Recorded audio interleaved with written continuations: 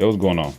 So basically, my major problem is everybody's complaining about parity in the NBA, right? That's not a problem right now. Okay, you need dynasties. Dynasties are necessary, but I will admit, playoff competitiveness has gone down a little bit in terms of overall. It's just you're not really on your toes too much. You can kind of read the whole book, even though you can never tell for sure. Injuries always happen. Lots of things that you never see coming up always happen, and truly anybody can be beaten. Anybody can be beaten. But we're gonna run through this because I decided to make up a system so we can combat, some lack of competitiveness that we see in the playoffs. So I created a new playoff system. So instead of doing top 8 from each conference, what we're gonna do is we're gonna do top 16 from the whole NBA. So what I would do is I'll take top 16 no matter what the conference, and if you make it, you make it. If you don't, you don't. Number 1, we got Houston. 2, we got Toronto. 3, we got Golden State. 4, Boston. 5, Philly. 6, Cleveland. 7, Portland. 8, Thunder. 9, Indiana. 10, Utah. 11, New Orleans. 12, San Antonio. 13, T-Wolves. 14, Nuggets. 15, Miami. And 16, the Bucks. As you can see, quite a few teams that made the playoffs last year would not make the playoffs this year, such as the Wizards. That is a prime example of a team that would not make it. The way this system would work too is we would reward teams for playing hard during the regular season, right? So you see how in football they get bye weeks. This is a situation where yes, you will get a bye week. Number 2 seed gets 1 round off. Number 1 seed gets 2 rounds off. So that's going to matter a lot throughout these playoffs. I basically worked to say you could see what would have happened from last year if they were using this format. So at number 3, Golden State, they're going to play Milwaukee. I got Golden State winning that one. For the next set of games, we got Boston playing Miami. I got Boston winning that one. That's going to be a chippy series. I got Boston winning that one though. This is all without Kyrie too. Sixers, I got Sixers beating Nuggets.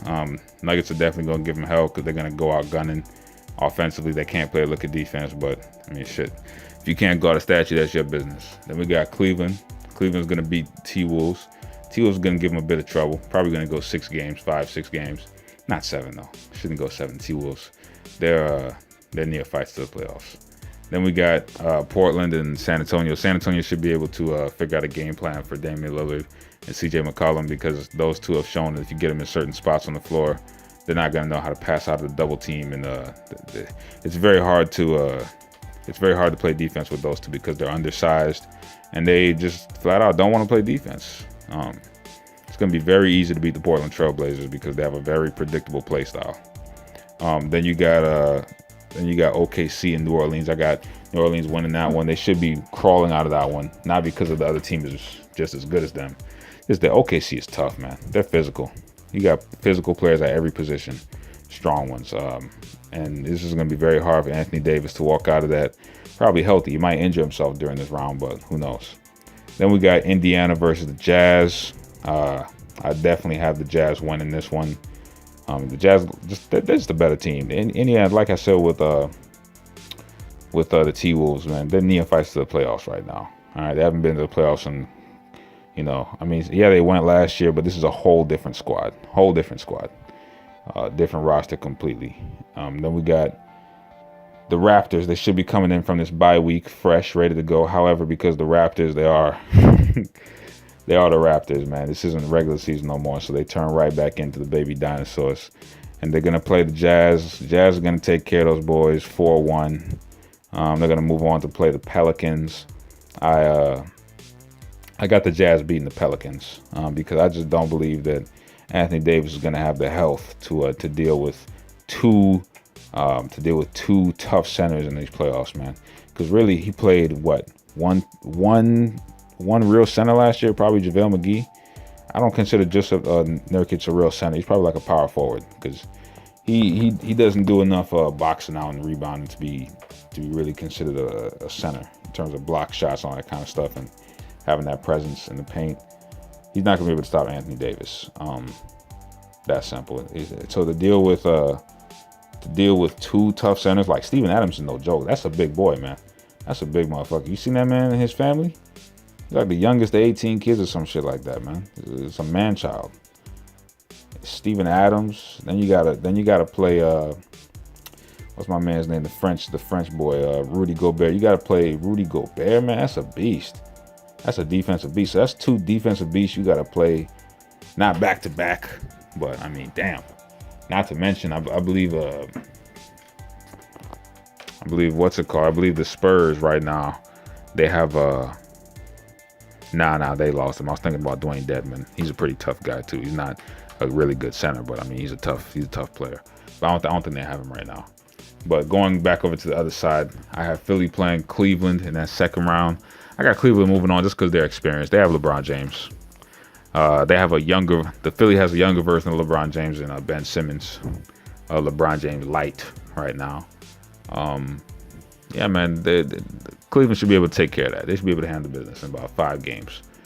Then I got Houston playing Golden State, and a lot of people are probably not going to believe this, but I have Houston beating Golden State because Golden State, they would have played Milwaukee, but they would have played a very tough Boston series where they won. They would have played a very tough Boston series, and that Boston series would have drained them. I believe Andre Iguodala might have injured himself because Boston and Houston's defensive play styles, while not extremely similar, they both use some similar tactics in terms of playing physical defense. And I mean, the Spurs play good defense, but they don't play physical defense. Like these guys play physical defense up in your face. And Iguodala, he's one of their best, not one of their best. He's probably their best switchblade player, man. And he's probably going to get injured guarding Terry Rozier or Jaylen Brown or Jason Tatum, one of them boys. The boys are all quick. They all got moves. He might mess up his, he might take a bone to the thigh again or some shit like that. Who knows? Who knows with Iguodala, man? Iguodala, when he's on the floor, he's great, but it's very hard to keep him on the floor. These days, I should say, these days. So I definitely have Houston being fresh and having all of their pieces fresh to go. They're coming in off of a bye. I have them beating Golden State in 6.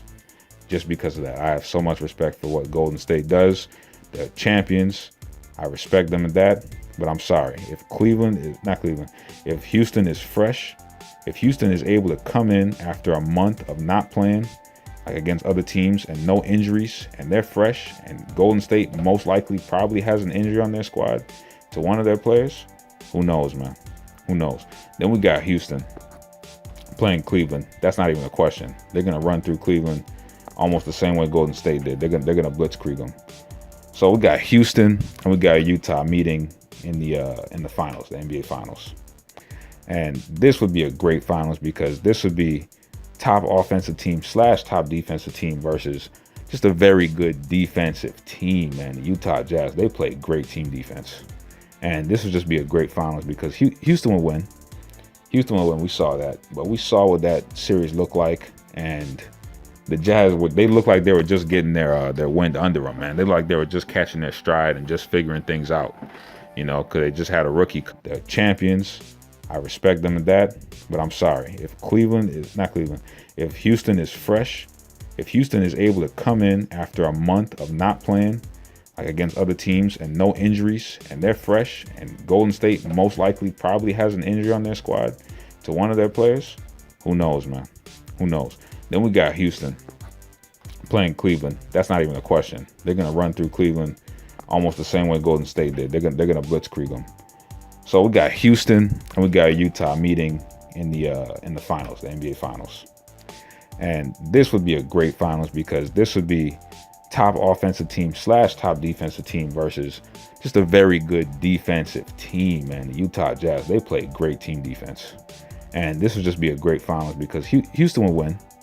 Houston will win. We saw that. But we saw what that series looked like. And the Jazz, they looked like they were just getting their wind under them, man. They looked like they were just catching their stride and just figuring things out, because they just had a rookie come this year and basically he's the captain of that team. And, they're figuring it out. But I definitely believe this playoff system would be much better and much more conducive because it would truly reward teams for winning.